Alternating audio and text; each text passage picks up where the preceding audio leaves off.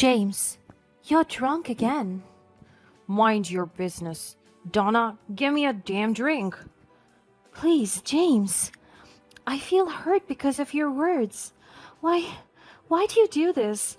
I can't take it anymore. You're pathetic, Donna. Just shut up and do as I say. I wiped my tears, determined to keep going.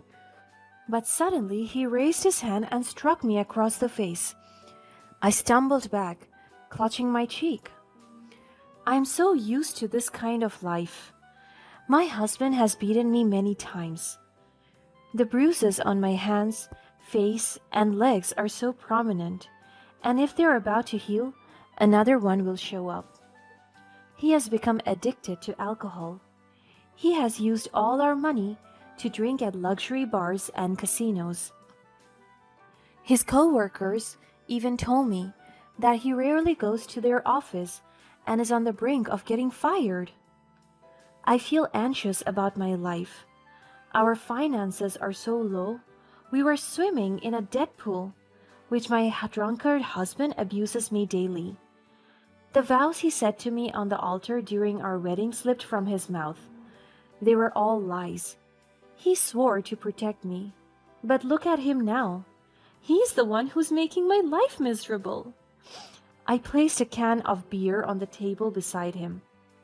He stared at me with a powerful presence, as if he was about to slap me again. He told me to open it, but before he could say it, he called me names first: whore, stupid, dumb, and useless. All of these words seem like a lullaby to me. I don't feel pain anymore. I am so numb already. After I opened the can, he slapped my head hard, so I stumbled again to the floor. He told me that it is what I get for being so slow. He had drunk 6 cans already, and it was 1 in the morning. I am so tired from cleaning the house, and my body is soaring because of his physical attacks. I want to sleep and rest, but he wants me to stay up with him. I controlled myself from falling asleep, but he was taking so long. He kept on watching this football match, and he wants me up so I can refill his beer and food. He is treating me like a slave. Sometimes I forget that I'm his wife. He kept on tormenting me with my lapses as a spouse. All his abuse started when I had a miscarriage 4 months into my pregnancy. We were both so excited to have a child. We had everything planned out already. It has been James's dream to become a father, but after a fatal accident at work, the baby is gone. He was so furious, and I was shocked because he blamed it on me. He told me that I was careless, and for the worst, he even said that I intended to abort the baby. For God's sake, I will never do that. I love our child so much. And what kind of mother would ever wish for their child to die? And since then, he succumbed to addiction and projected his frustrations on me. There are many times that I wanted to get out of this relationship, but I'm so scared even to try, because I know what my husband can do. He even threatens to hurt me and my family if I decide to leave. I am so tired. I can't live with this kind of life anymore. I was returned to reality when my husband instructed me to get another can. I insisted that he must rest, but he threw the can at the wall and started to throw a tantrum. I heaved a sigh and followed his orders. I don't want to be attacked again. My body can't endure it anymore. After 10 cans of beer, my husband finally fell asleep. A considerable weight of pain lifted from my heart. This is too much already. I want all of this to end. Another day passed, and when evening came, my husband came home drunk again. But this time, his shirt was all hairy and worn out, and his face had bruises as if he had gone into a fight. What happened to you? This is all your fault. What? What did I do again this time? He slapped me as my voice escalated. He hates it whenever I show him dominance. It's all your fault that I'm childless. Is this the reason why you got into a fight? Yes, just because I held a kid at the park, his father punched me.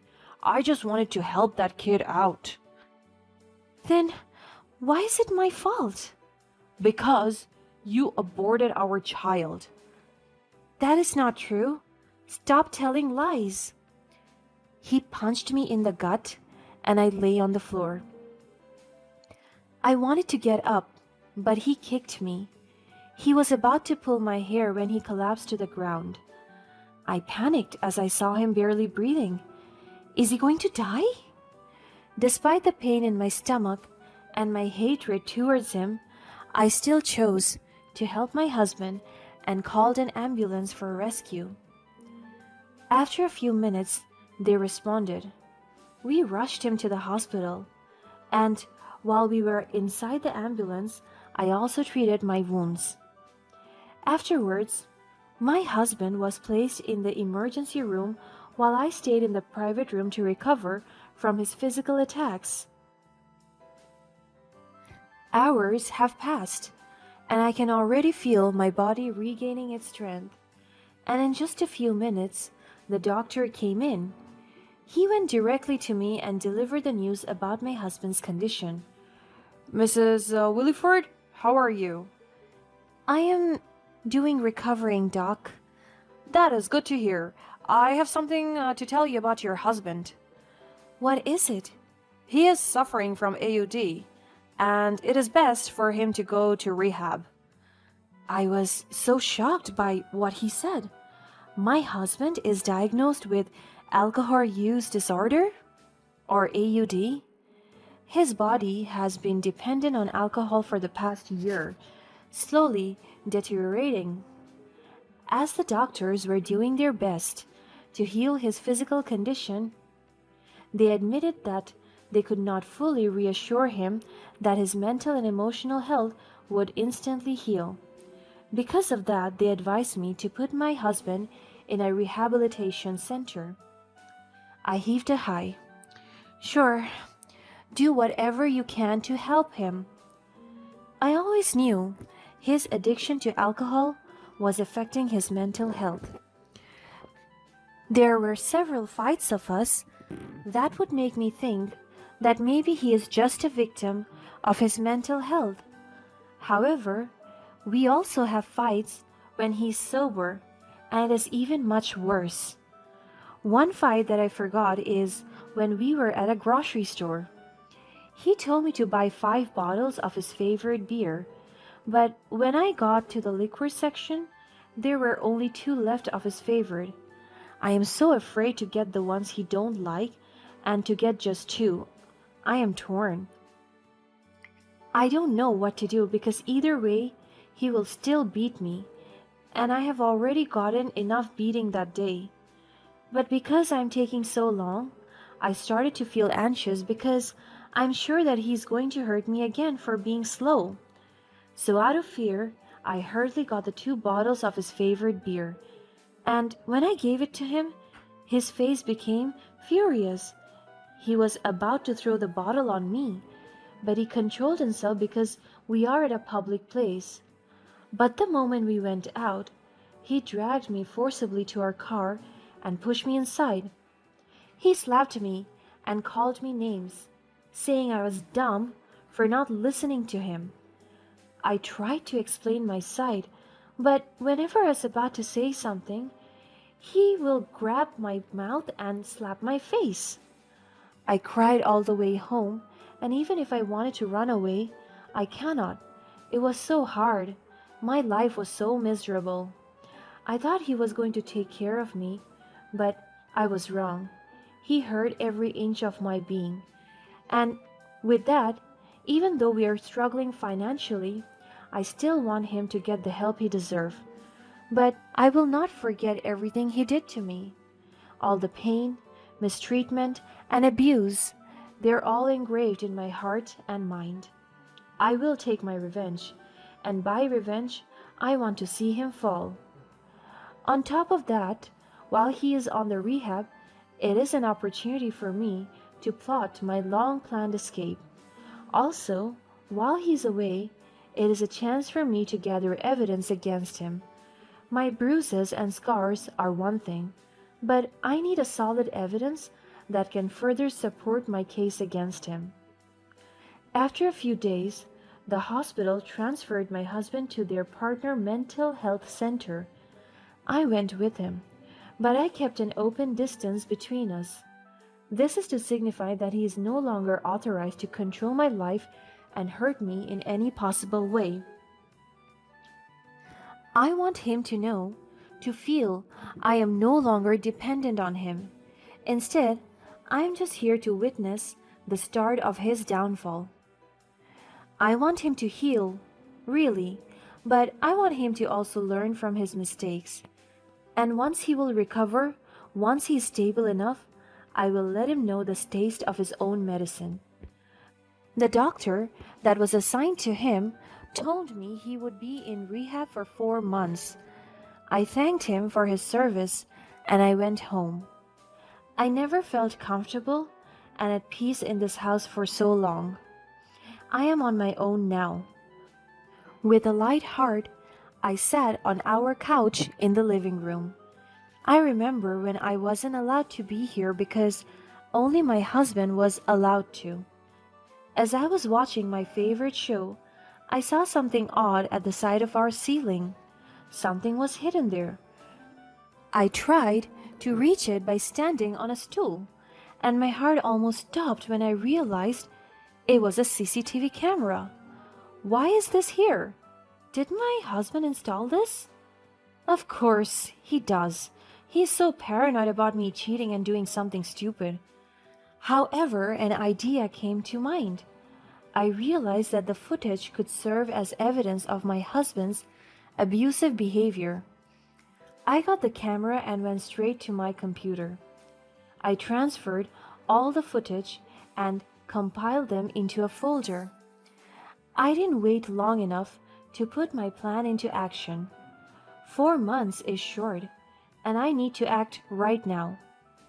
I began by contacting James's family and friends, secretly sharing the compilation video of his embarrassing and abusive moments.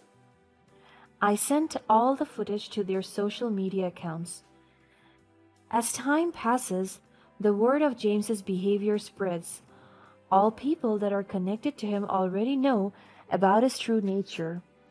With that, his reputation crumbles, even before his discharge from rehab. Also, I consulted a lawyer and prepared for divorce, using the gathered evidence to strengthen my case. I never expected it to actually spread like wildfire. One day, while I was sitting on our balcony, I read in a newspaper a headline, "Prominent businessman's reputation shattered." And it is all about my husband. 4 months passed, and I didn't bother to be at my husband's discharge day.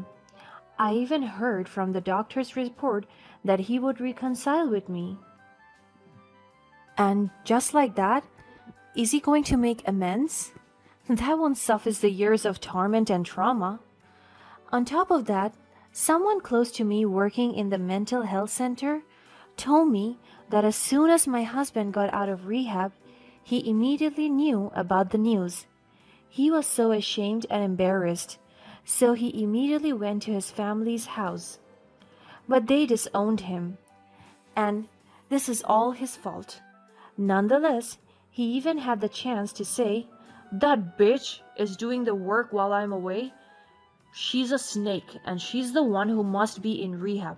She's a psycho." But news of his dismay and downfall came to me. He had nowhere to go and got nothing in his pocket. One day, I sat on the couch reflecting on my life. A knock on the door brought me back to reality. I hesitated to answer it for a moment. I opened it, and I saw my husband, looking a bit frail, but determined. What are you doing here? Donna, I needed to see you. I wanted to apologize. My eyes narrowed. Apologize? After all that happened? Yes, Donna. I finally understand the pain I caused you, the damage I've done. I hit rock bottom in rehab and realized how much I have lost. It's too late for apologies, James. The years of abuse, the scars run deep. I know, Donna.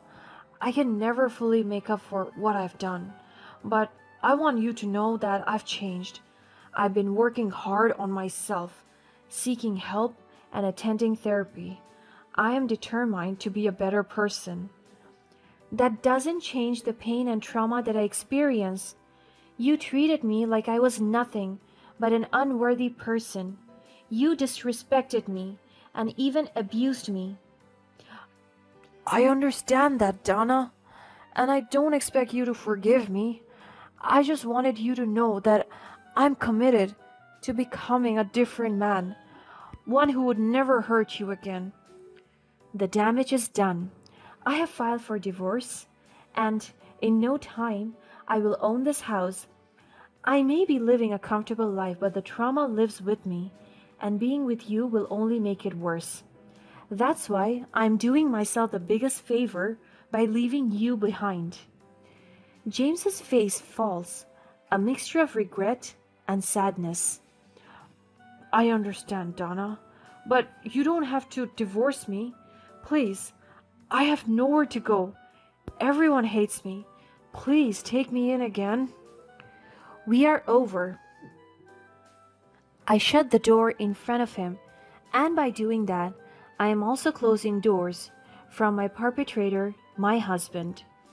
We got a divorce, and James was asked for compensation for his abuse of me and even detained. I started to work on myself through healing and growing.